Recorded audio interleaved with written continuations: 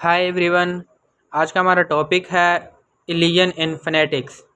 Ilion means omitting of one or more sounds from a word or a phrase, यानी किसी एक word या phrase में से एक या एक से ज़्यादा साउंड्स का ओमिट हो जाना, निकल जाना, रिमूव हो जाना या फिर डिलीट हो जाना इलियन कहलाएगा।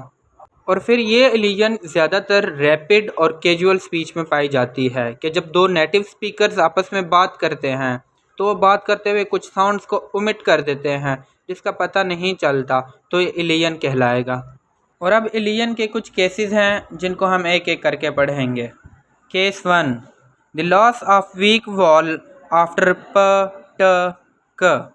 अच्छा, 24 कॉन्सोनेंट्स में 3 कॉन्सोनेंट्स प ट क ये ऐसे कॉन्सोनेंट हैं जिनको एस्पायरेटेड कॉन्सोनेंट कहा जाता है। मतलब इनके साथ एक ग्लोटल साउंड्स भी ऐड होती है। जैसे प के साथ जब ग्लोटल साउंड ऐड होगी तो ये फ बन जाएगा, एंड ठ एंड ख। और इन 3 के अलावा किसी के साथ भी एस्पायरेशन अप्लाइड नहीं होती। तो फिर कुछ टर्म्स जैसे potato, tomato, canary, perhaps and today, इनको हम जब प्रोनाउंस करते हैं तो इनमें प ट और क के बाद जो वीक वॉल आता है इसे लिखने में भी और प्रोनाउंस करने भी हम रिमूव कर देते हैं।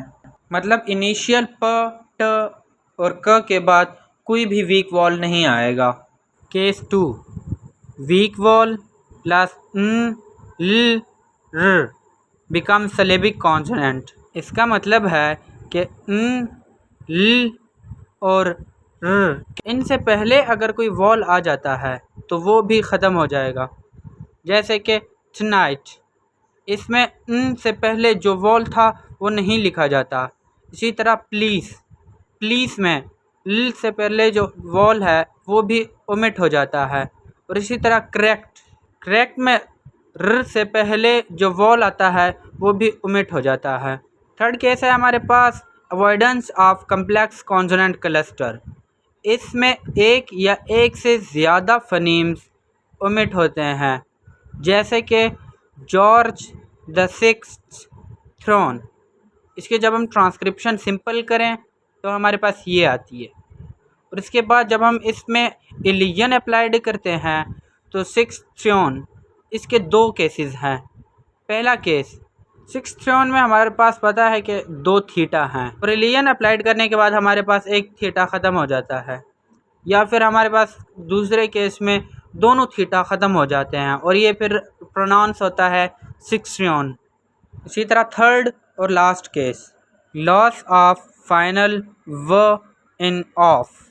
हमें पता है जब हम ऑफ की ट्रांसक्रिप्शन करते हैं तो हमारे पास 2 सिंबल्स आती हैं, ओ एंड व। लेकिन इलियन अप्लाइड करते वक्त कॉन्सोनेंट से पहले व साउंड ख़त्म हो जाती है और हमारे पास सिर्फ श्वा रह जाता है। और फिर इसी थर्ड केसेस में भी सब केसेस हैं। हमने पहले देखा कि ऑफ में हमने व को ओमिट कर दिया, लेकिन अब दूसरे केस में हम व को ओमिट करने के बजाय वॉल को ओमिट कर रहे हैं।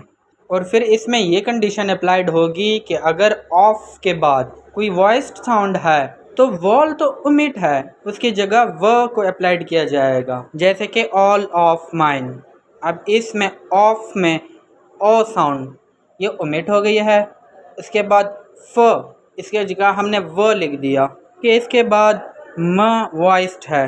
और फिर इसी तरह बेस्ट ऑफ 3 में ऑफ के बाद 3 थ है, थ वॉइसलेस है और ऑफ में ओ साउंड ओमिट हो जाती है और फ ही रहता है, यानी बेस्ट ऑफ 3। तो ये था आज का topic. Thank you so much.